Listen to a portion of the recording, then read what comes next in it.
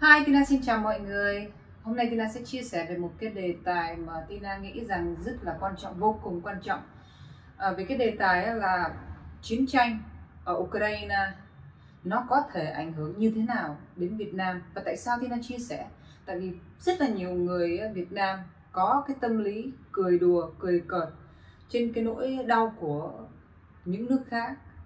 Họ chế giễu, và khi Tina đọc những cái bài báo, ví dụ chẳng hạn như là người Việt Nam làm xấu hình ảnh Việt Nam khi đăng những cái comment xấu xí và chế giễu nước Ukraine. Người Việt Nam xấu xí không chỉ do giáo dục mà còn hơn thế nữa.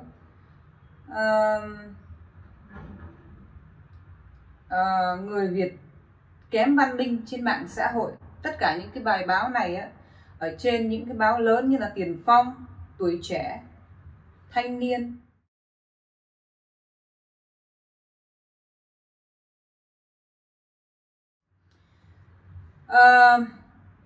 Khi Tina đọc những comment của các bạn, rất là nhiều, vô số kể, rất nhiều comment tiêu cực, chế giễu và cười cợt trên cái nỗi đau của người khác như là chiến tranh ở Ukraine, thì Tina muốn chia sẻ thật là kỹ và rõ ràng là những các cái điều mà tưởng rằng không liên quan gì đến mình, không liên quan gì đến quý vị, thì nó lại ảnh hưởng rất là nhiều.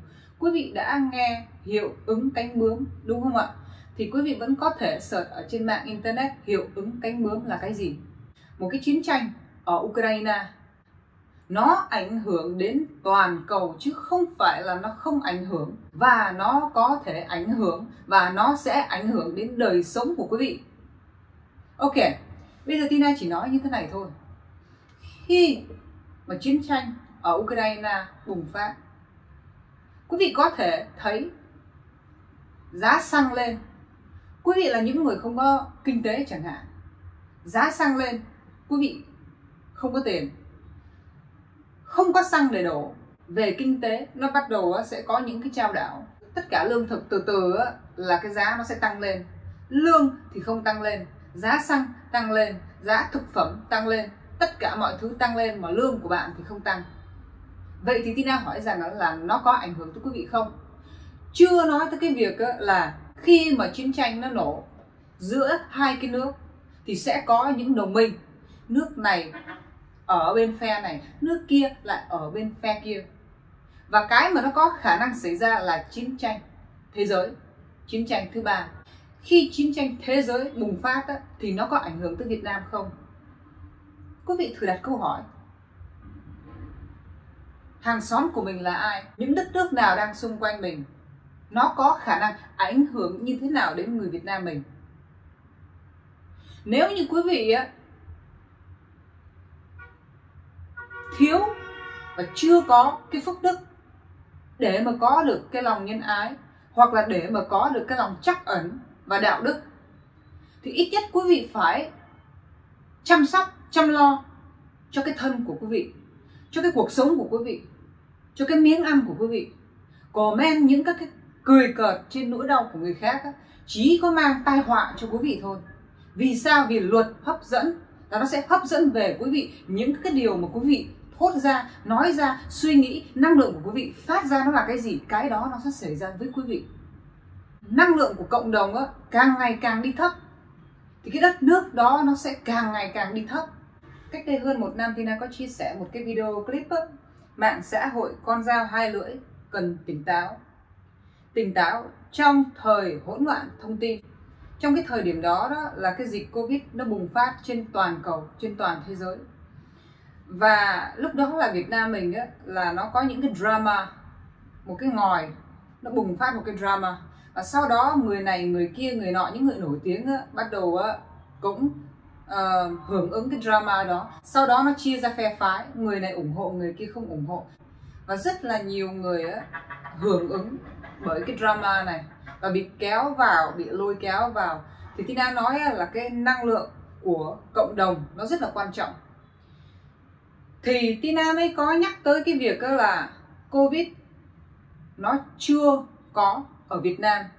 Không có nghĩa là nó không có khả năng xảy ra ở Việt Nam. Và quý vị nên tập trung vào cái năng lượng tích cực, làm những điều tích cực và nói ra những điều tích cực. Thì cái thời điểm này á, là vô cùng một cái con số đông, rất đông người hưởng ứng theo một cái drama này và cãi qua cãi lại, chửi nhau, gia đình tan nát, vân vân và vân vân, chỉ vì những cái chuyện mà không liên quan gì đến mình, thật sự không liên quan gì đến cái đời sống của mình. Năng lượng cộng đồng khi mà nó đi thấp thì nó sẽ xảy ra những cái việc như là dịch bệnh, như là thiên tai, như là những cái crisis. Tất cả những cái này nó sẽ xảy ra khi năng lượng của con người nó đi xuống thấp. Vậy thì nếu như quý vị muốn có cuộc sống tốt đẹp á, thì quý vị nên ngưng cái chuyện mà comment những cái điều tiêu cực đến mức độ như vậy. Cười cợt và đùa về một cái chiến tranh ở một cái đất nước á, là hoàn toàn không bao giờ nên. Cũng như Tina nói hồi xưa về cái việc cái Covid ấy, Covid-19 nó đang ở xung quanh, ở khắp thế giới. Việt Nam chưa có, không có nghĩa là nó không thể xảy ra. Bên Ấn Độ biết bao nhiêu con người chết vì dịch bệnh. Bên Mỹ biết bao nhiêu con người chết vì dịch bệnh. Quý vị đừng nghĩ rằng là nó xảy ra với Ấn Độ và nó không thể xảy ra với Việt Nam. Quý vị đừng nghĩ rằng là nó xảy ra với Mỹ và nó không thể xảy ra như vậy với Việt Nam. Nó chưa xảy ra, nhưng nó có khả năng xảy ra. Vậy thì quý vị phải giữ được sao cho cái hệ miễn dịch của quý vị nó thật sự là tốt. Làm sao mà cái sức khỏe của quý vị giữ được tốt. Mình giữ như thế nào? Mình đừng để ý tới những điều tiêu cực, xấu xí ở trên mạng xã hội hiện nay. Sau đó 2 tuần sau, quý vị nhớ không, là nó đã xảy ra với đất nước Việt Nam mình. Và Việt Nam mình te tua như thế nào trong vòng 5-6 tháng. Không có công ăn việc làm, không có tiền để ăn, không có tiền để đóng tiền nhà. Tại sao? Tại sao cái lúc mà cả thế giới đang phải chống dịch, đang rất là mệt mỏi, đang rất là tiêu cực, tại sao quý vị không tạo ra một cái nguồn năng lượng tích cực cho cả cái cộng đồng được tích cực, để mà cái gọi là sức đề kháng của mình nó cao lên?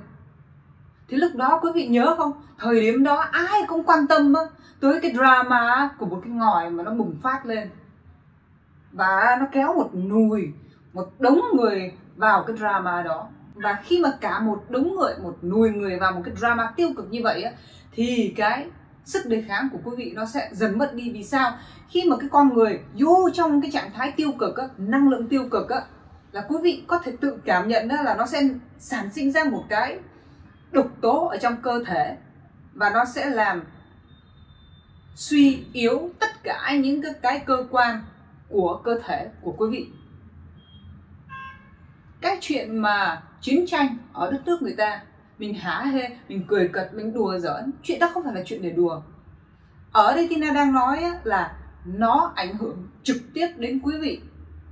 Và quý vị sẽ thấy khi giá xăng tăng lên, khi thực phẩm bắt đầu khan hiếm hơn, khi thất mùa, một cái đất nước, bất kỳ đất nước nào cũng là một cái đất nước để mà có thể sản xuất ra những cái thực phẩm này, thực phẩm kia. Nếu mà quý vị biết về hiệu ứng cánh bướm và nó ảnh hưởng đến toàn thế giới như thế nào, quý vị có thể search ở trên mạng internet.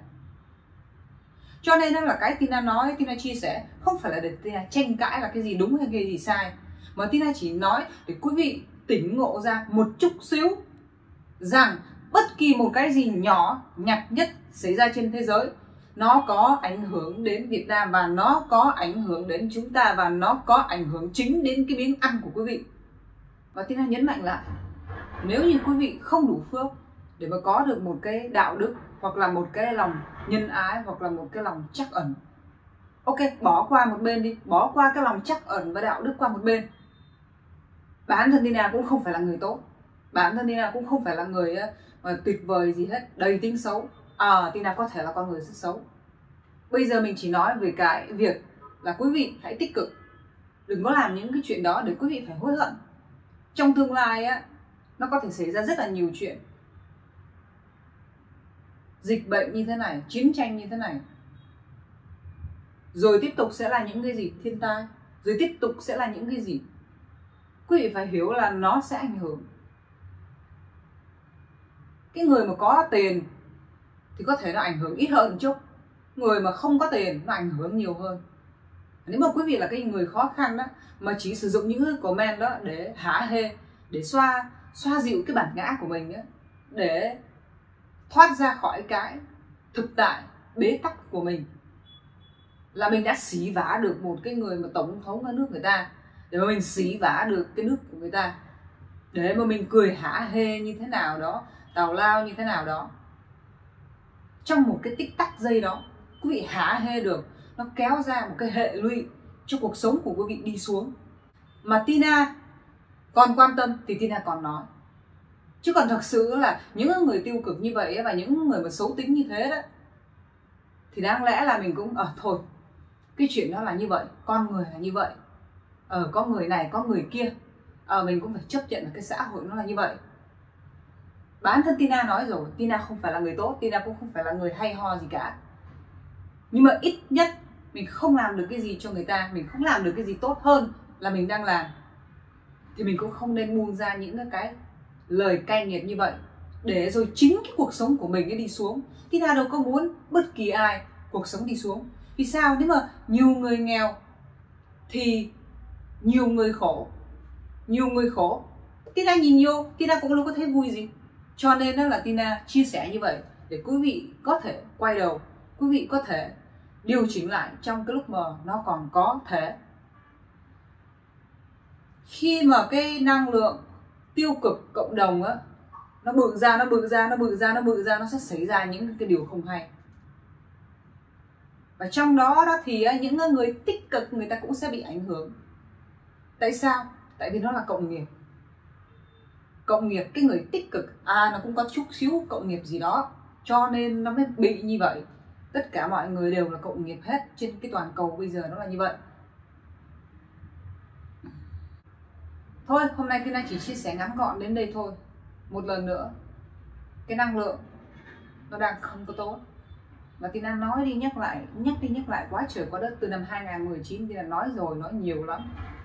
Hiển nhiên Tina biết là có rất nhiều người. Tina có khoảng chừng gần 200.000 người theo dõi. Và Tina biết, khi Tina đọc comment, Tina biết là ở trong đó có rất là nhiều người hồi xưa tiêu cực, hồi xưa làm những cái điều xấu. Và khi mà theo dõi cái kênh của Tina thì họ đã thay đổi như thế nào Tina biết.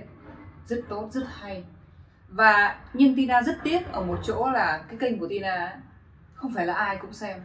Tất cả những người mà tiêu cực mà comment những cái điều mà kinh khủng khiếp như vậy và hả hê trên cái nỗi đau của người ta, và cảm thấy cái chiến tranh này nó vui á, thì Tina nghĩ rằng đó là họ sẽ không có cái cơ hội để xem những cái kênh đó, như đời sống tâm linh hoặc là những cái chương trình mà nó mang tính chất như thế này. Tại vì họ không quan tâm, họ thấy là những cái chuyện để tào lao và họ sẽ không bao giờ quan tâm. Có thể là họ sẽ chơi game, hay là họ sẽ xem game show, hay là như thế nào đó, hay là sẽ hưởng ứng những cái drama ngoài xã hội tào lao mà nó không có cái ích lợi gì cho bản thân mình, và nó không có mang lại cái gì tốt đẹp cho cuộc sống của họ, thì có lẽ là họ sẽ xem những cái đó. Cũng rất tiếc.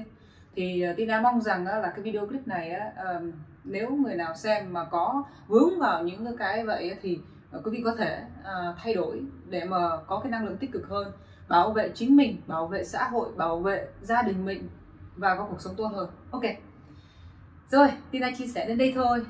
Chúc quý vị vạn sự như ý và luôn luôn may mắn. Bye.